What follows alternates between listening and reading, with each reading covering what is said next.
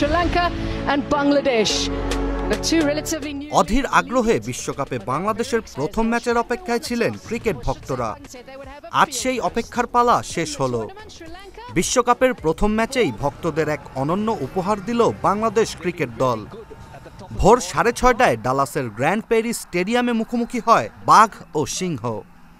Toss জিতে tiger শিবিরের অধিনায়ক শান্ত শুরুতেই ব্যাটিংয়ে পাঠায় শ্রীলঙ্কাকে।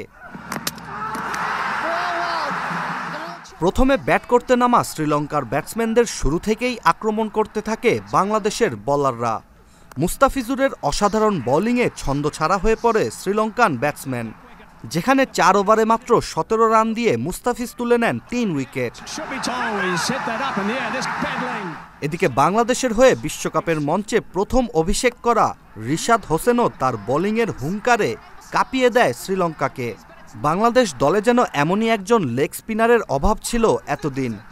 রিশাদও 4 ওভারে মাত্র 22 রান দিয়ে তুলে নেন 3 উইকেট।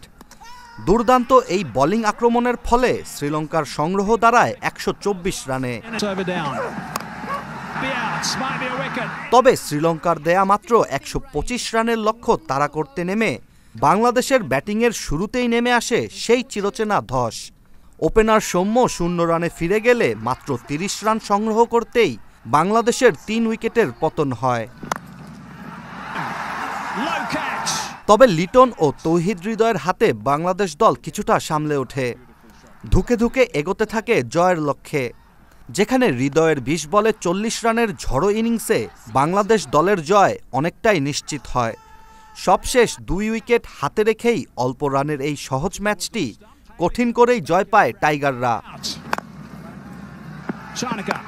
প্রথম এই জয়ের পর আগামী 10 জুন গ্রুপ ডি এর আরেক কঠিন প্রতিপক্ষ দক্ষিণ আফ্রিকার সঙ্গে নিউ ইয়র্কের নাসাউ কাউন্টি আন্তর্জাতিক ক্রিকেট স্টেডিয়ামে মুখোমুখি হবে টাইগাররা।